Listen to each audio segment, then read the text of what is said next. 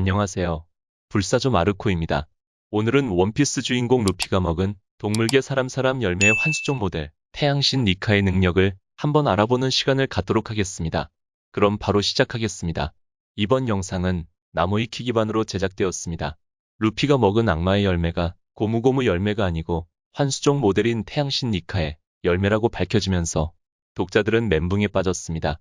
단순한 초인계 능력자가 아닌 동물계 사람 열매라고 나온 가운데 태양의 신 니카는 언제 나타났으며 어떠한 능력을 보여줄지 기대하면서 알아보는 시간을 갖겠습니다. 먼저 800년 전 세계 정부는 태양신의 힘이 있다고 전해지는 사람 열매 모델 니카를 손에 넣기 위해 그 행방을 쫓기 시작했습니다. 그러나 오로성은 어느 세대든 세계 정부가 회수를 시도했으나 매번 실패했고 세계 정부의 손에 들어오는 일은 없었습니다. 800년 동안 마치 악마의 열매가 우리들에게서 도망치려는 것 같고 동물계 열매에는 의지가 깃든다라고 말을 합니다.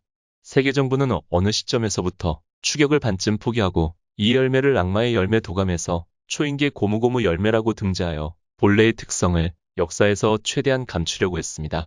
악마의 열매 각성을 경계했기 때문입니다. 그 후 수백 년이라는 시간이 지났음에도 니카의 힘은 단 한 번도 각성하지 않았고 대대로 진실을 물려받아온 오로성마저도 고무고무 열매의 진실을 전설로만 여기고 있었습니다. 12년 전 CP9의 첩보보원 후주우가 고무고무 열매, 즉 사람 열매 모델 니카를 확보하여 정부로 호송하려고 했습니다. 그때 마침 이스트블루에서 모험을 즐기고 있었던 빨간머리 해적단에게 열매를 도둑맞습니다. 고무고무 열매의 후송 임무에 실패한 후주우는 그제를 물어 투옥당했고 세계정부 입장에서는 후주우가 초대형 사고를 친 것임에는 틀림없었습니다. 빨간머리 샹크스는 사람 열매 모델 니카를 손에 넣게 되고 마키노 주점 테이블에 아무렇게나 놔두었습니다. 우연히 그 자리에 있던 몽키디 루피가 별 생각 없이 열매를 먹어 당대의 고무인간이 되었습니다. 2년 전 바다로 나온 루피는 전대미문의 행보를 보이며 오로성의 시선을 끌었고 정상전쟁을 기점으로 2년간 공백기를 가졌지만 다시 돌아와 신세계에 진입하여 상황과 정면으로 충돌하는 등 파격적인 행보를 이어갔습니다. 오로성은 레벨리 회의가 끝난 이후 와노쿠니에서 밀짚모자 1단과 빅맘 카이도의 동맹과 충돌했다는 정보를 입수하고 누가 죽어도 이상하지 않는 이 기회를 살려 루피를 제거하려고 합니다. 이를 위해 세계 정부는 CP0를 와노쿠니로 파견하고 오로치를 설득해 루피를 제거하라는 명령을 내립니다.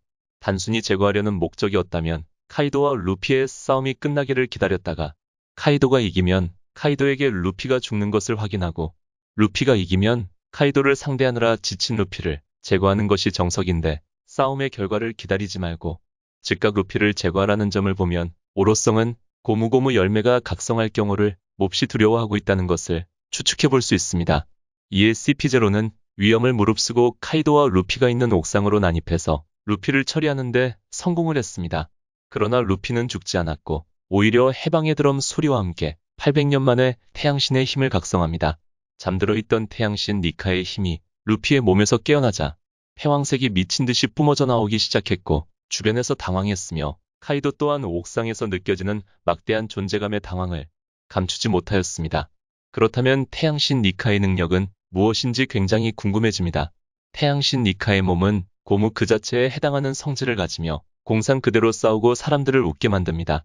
그리고 능력이 각성하면 새하얗게 변한 고무의 몸에 보다 큰 완력과 자유가 주어지고 지면 사물 등 접촉한 것을 고무처럼 만들 수 있습니다. 원피스 작품에서 루피는 손으로 앞에 있던 지면을 고무로 변화시키듯 방패로 삼아 카이도의 보로브레스를 반사하는 모습을 선보였습니다. 머리에 불은 두른 모습이 긴고아를 한 손오공을 연상시켜서인지 제천대성 손오공을 떠올린 독자들이 많다고 합니다. 능력을 사용하면 능력자의 모습이 변하는 동물계의 특징과 각성하면 주변에 영향을 미치는 초인계의 특징을 동시에 가지고 있습니다. 오로성은 이 능력을 세상에서 가장 어이없는 능력이라고 했습니다. 루피는 이 능력은 기어피프스라고 명명했으며 기어피프스를 사용하면 심장이 뛰는 소리가 지니샤가 말한 해방의 드럼 소리로 변합니다. 능력의 한계를 이야기해보자면 태양신 니카 또한 고무의 성질을 가지고 있는데 고무고무 열매와 동일하게 약점이 같습니다. 찌르는 공격에 약하고 패기를 두른 타격은 먹힙니다. 카이도의 몽둥이 공격이 니카의 힘을 사용했다고 해도 문자 그대로 눈이 튀어나올 정도로 아픕니다. 그리고 기력 소모가 심합니다. 기어포스처럼 잠시 패기를 사용할 수 없다는 정도를 넘어서 원래 모습으로 돌아가면 급속도로 피폐해집니다. 능력의 사용 시간이 끝나 원래대로 돌아올 때 평상시 상태가 아닌 급격하게 노화된 상태까지 변화합니다. 이를 본 카이도 또한 그 능력을 계속 썼다간 죽는다라고 경고한 적이 있습니다.